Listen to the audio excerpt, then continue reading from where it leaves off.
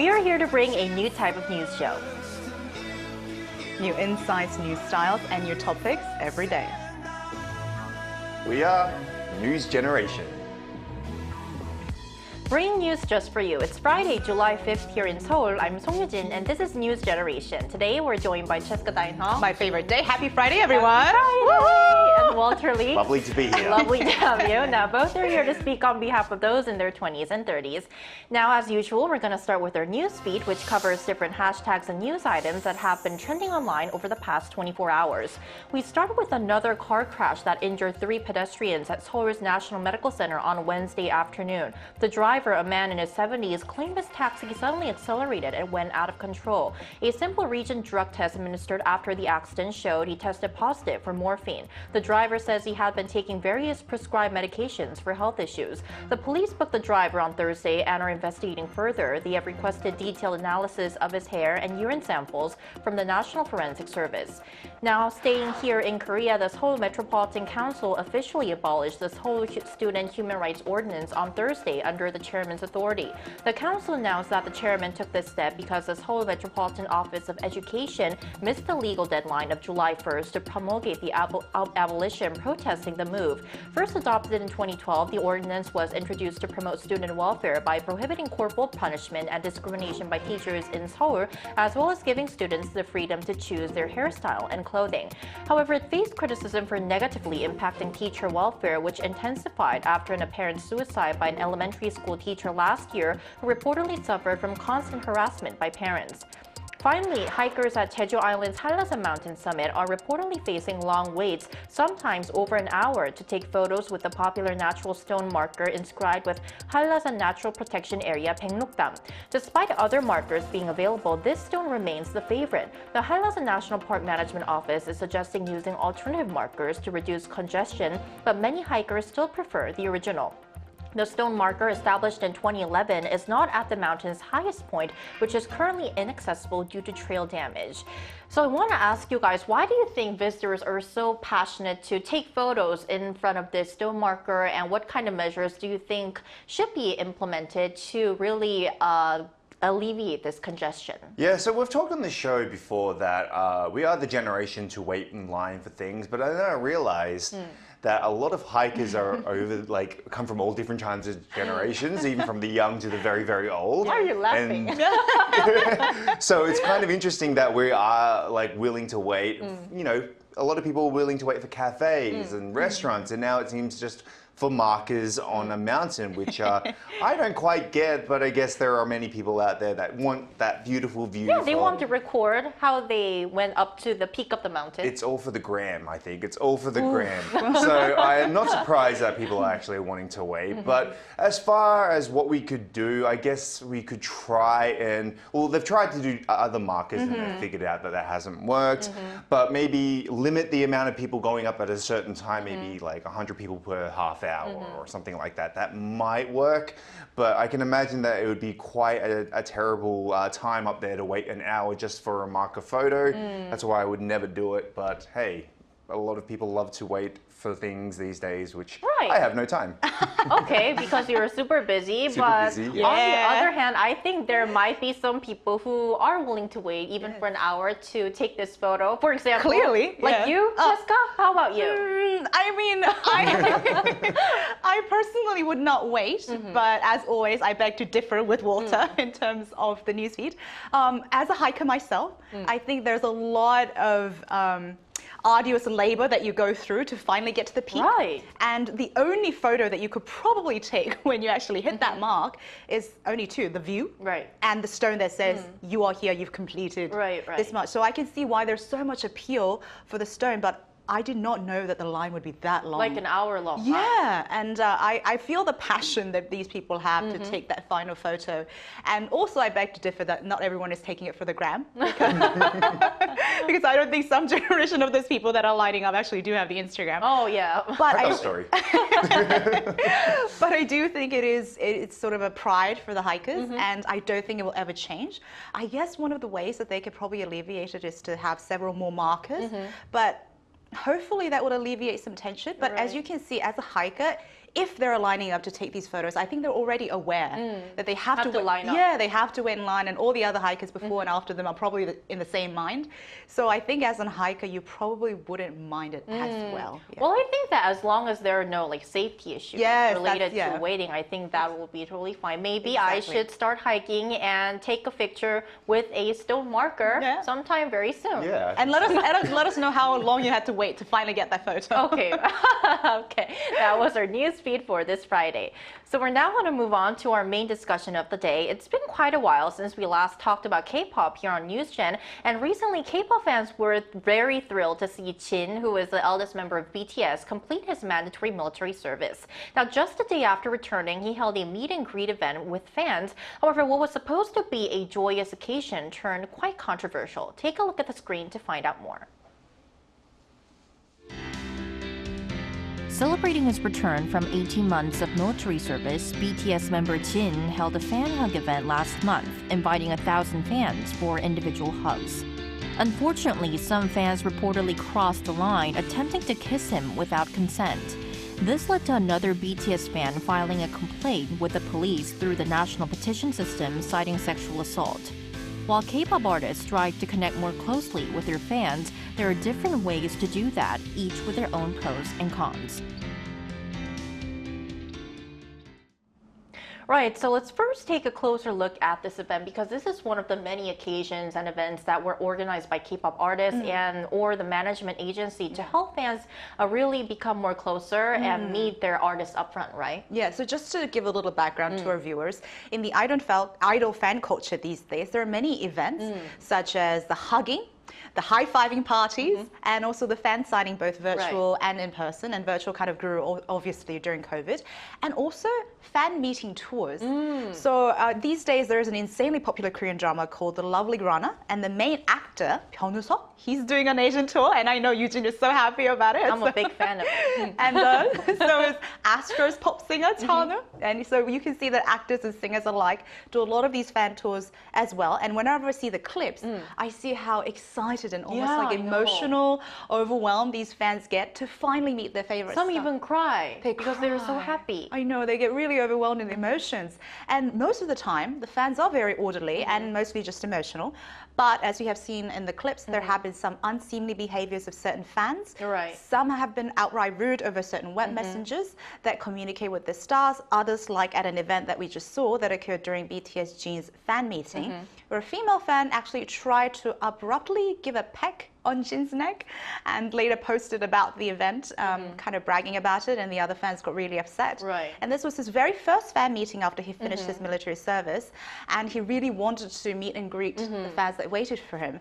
And I suppose it crossed a bit of line more than being just an overzealous fan. Yeah. Right, so this incident kind of stirred a lot of controversy, especially among, not only among BTS fans, but in the K-pop circle as well. So Walter, can you please tell us more about how fans have been reacting to this incident? Yeah, so I was reading up on some BTS Reddit posts last night and seeing the reaction of it at this moment. And you know, a lot of the fans are actually quite upset with the over-the-top fans who, for example, the one who did the neck peck. Right. And they are actually well embarrassed to be associated with those kind of people, because obviously they're considered extreme fans to the point of where they're actually ruining it for the other fans. Like, for example, if that, you know, we don't know if Jim will do another hugging event at all due to this one situation, and this could ruin it for thousands of other fans that were wishing to take part in that, or even the fans that were wanting to take part in, because I'm sure there was tons of people who wanted to go to that event.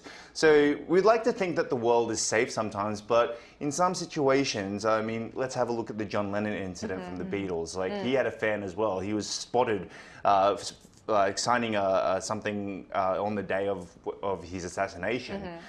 We obviously don't want that to happen here in South Korea, but we don't know what could happen if we are allowed to, you know, let these fans come too close to their favorite idols. Right, and when we go back to this BTS Jin's neck peck incident, the incident actually happened at an event that was organized by K-pop stars and management agencies. They're part of this growing effort in the K-pop industry where they use various platforms and events to strengthen their bonds with their fans, the artists, to be more exact. Now, to give you a better idea, let's first find out what platforms and methods are out there and what fans think about them. So I recently visited the recording and fan meeting event of Arirang's weekly K-pop show, Simply K-pop. So let's first take a look at what fans there had to say.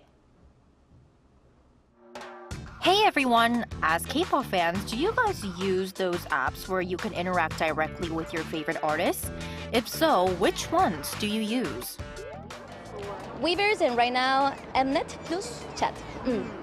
I have used Weavers with Ijinyeok, and then I have used there was one platform it was named Universe.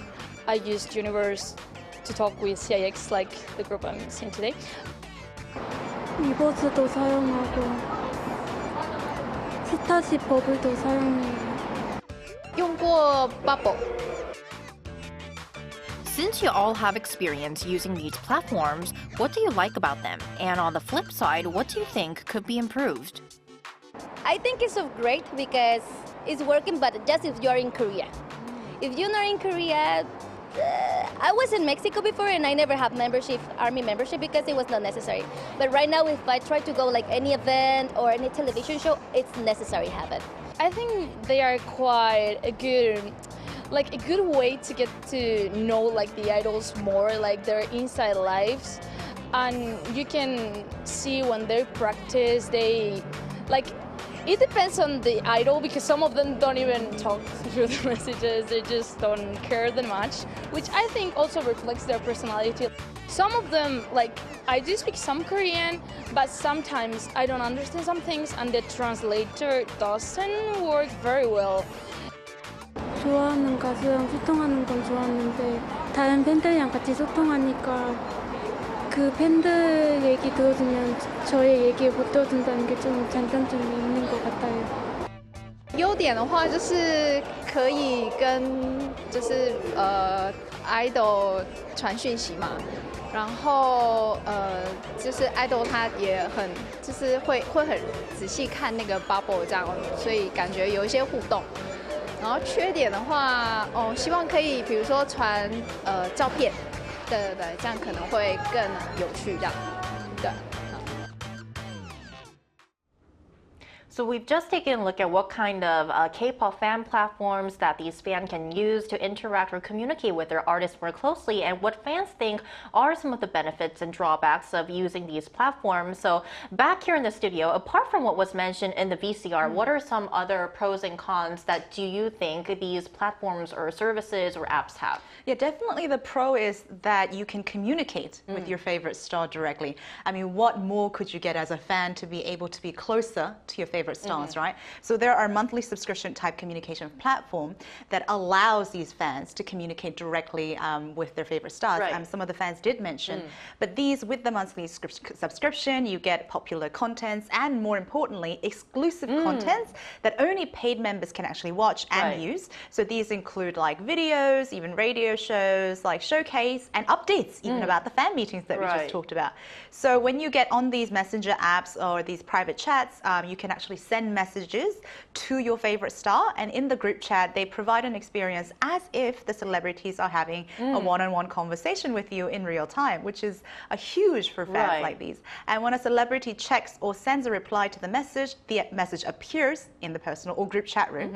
And when a celebrity checks your message, the one disappears in the chat room. So it's almost like you're really messaging. Yeah, you feel really excited because you're on a real-time basis with your favorite star. Right. And they even send the stars, the celebrities, send personal selfies or these encouraging messages to to their fans saying oh, have a great day, or oh, cheer me up, I have a test. And they would give very personalized messages to fans, which they kind of see it as an exclusive experience. Right. I mean, these platforms or apps, they provide so many services and things that these fans would really like. So I get why they're all passionate about using these services and why they're becoming bigger. But on the flip side, Walter, have there been any drawbacks or cons about these? Yeah, so let me talk about some of the cons that I think that this sort of situation has, especially when it comes to spending the money. Now, I am one of those people who are like,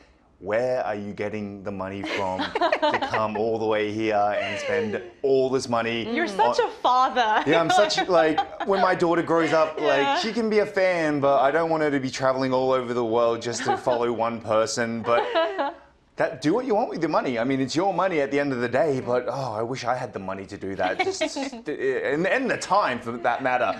But so yes, excessive money spending on these applications as well as, coming all the way to Korea, which is great. But just to, I personally know people who come all the way just to see one concert or maybe just see an appearance, for example. Also, when it came to these applications of talking to people, sometimes the idols don't actually get back to you. Oh, yeah, that's what I heard. Now, there was a situation with a member from G-Idol where she wasn't communicating with her fans, though people were paying for her services to, communicate back and forth between the fans. This was obviously something that angered the community, and they can't get refunds as well. That's another thing. Now, another incident that we actually talked about here on the show was the incident between the Karina and the fan relationship. When she basically said that she was in a relationship, this caused a lot of kind of betrayal with the fans. Now, this is obviously getting too close, in my opinion, when it comes to being a fan. They can't, if you can't have your own personal life as an idol, why would you want to be an idol in the first place? So I think that the amount of pressure that is happening with these idols is growing and growing and growing, and this can be due to excessive fanism. Right. As much as the K-pop fandom culture is continuously growing, I think that there is still room for a lot of improvements. Oh, yes. And as we're always trying to work to foster a healthy fandom culture, to ensure that these K-pop fan platforms, which are becoming more bigger worldwide, serve their purpose effectively, I want to ask you guys, what efforts do you think are needed from both the artists and also the fans? That is $1 million industry question. And it's a hard question. It is a difficult question because when it comes to an emotional relationship, obviously it's very hard to put yourself in a certain place where you can see things clearly. And obviously between the stars and the fan, it's one of the most emotional relationships that you can have, right? So while I completely understand as a human being what it's like to, respect and admire and almost like dote over someone, I really think that we have to understand that is a human-to-human relationship. And not only the fans, but also the idols and the celebrities themselves, they both have to draw very healthy boundaries because at the end of the day, whether they're dating or not, or whether they're doing something in their private life, they also have a life outside of their job as an idol or as an actor or as a K-pop star, and the fans need to understand that. And also because, as Walter mentioned, there's a monetary transaction, there have been some very rude incidents from both sides.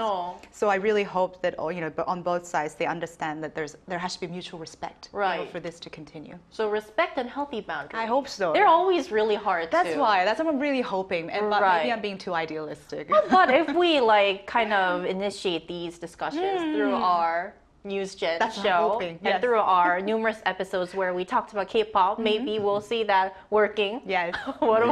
Maybe. Okay. What are your thoughts on this? Are you skeptical? I am a little skeptical, but in a way to, I think, make this a more healthy relationship, management does need to get involved. There needs to be a middleman. And that's just the way it is because, as Jessica mentioned, it's not just coming from fans onto idols. It's also the reverse, where idols have also not so much attacked fans, but maybe not respected them as much as they want, or as they should, because at the end of the day, the fans are the ones who have made them famous, who have made them popular, who have made them, to who they are. So there should be a mutual respect from both sides. I actually have seen a recent viral clip of a member from Stacey who was at the airport, and she was giving very sarcastic waves and whatever, and people were getting quite angry with her about that, and a lot of people attacked her online. But at the end of the day, it is a two-way relationship, just like every other relationship. Like Jessica mentioned, there should be respect from both sides. And I But in saying that, we can't always have the respect, and so therefore I think there needs to be a middleman, and that should be the management. Right, definitely. Management does seem to be playing an important role and will play an important role in fostering a healthy K-pop fandom culture between fans and artists. Now, before we wrap up, one thing that we like to talk about more is fan service, which is like a unique term here in Korea that describes what artists do to show their affection and gratitude to fans. I think that this is really what kind of pleases the fans and kind of makes them want to send their love and be part of the fan club of these artists even more. So before we say goodbye today, let's listen to what some of the K-pop fans that you just saw in the VCR consider to be a good fan service from their favorite artists. I really love PCs, the pictures. It's my favorite. And I really hope in the future they send to global fans too, because I was in the other side and it's super hard. You always see the pictures and the girls enjoy it with like, oh, I really want to be there too. So it's hard. I hope they can make like more global for the girls too. I think they should maybe care also about like social media, etc., because so that people who are far away can feel closer to the artist, because sometimes you can feel like there's like a gap between the people who are here and the people who are outside. 만나지 못할 때 위버즈나 그런 걸 소통해줬을 때 좋은 것 같아요. 就是很亲切的打招呼，其实就很好了，对。 Right, so last but not least, I would like to ask you, what are your thoughts on this after watching these interviews from the fans? It's very clear to me that a fan's favorite fan service is in any ways they can get a little bit closer or feel that intimacy between being a fan and the star, because obviously, I mean, even the word star itself, it feels so distant, right? So it seems like all the fan services that make these people happy is more intimacy, but as we discussed, with healthy boundaries and hopefully respect. What about you, Walter? Yeah, I definitely agree. I mean, obviously, as an older guy here, I don't really think fans, like, I think maybe, like, listen, I like fan people as well. I like stars, I like musicians, etc. That sounds so creepy for some reason. Yeah, but for some reason, like, I don't want to be as close to them as these fans, but I totally get the I get the appeal that like people, you know, make you happy. These idols make you happy, but I still think that you need to distance yourself in a healthy way. You should. Healthy boundaries. Yes, I should at least. All right, that's all the time we have for Newsden today, but we're here every day from 9:30 to 10 a.m. Korea time, bringing you more topics young people are talking about. Special thanks to Cheska Neinhoff. Pleasure's always mine, thank you. And Walter Lee. Lovely to be here. And thank you everyone for watching, and hope you have a great weekend. We are News Generation.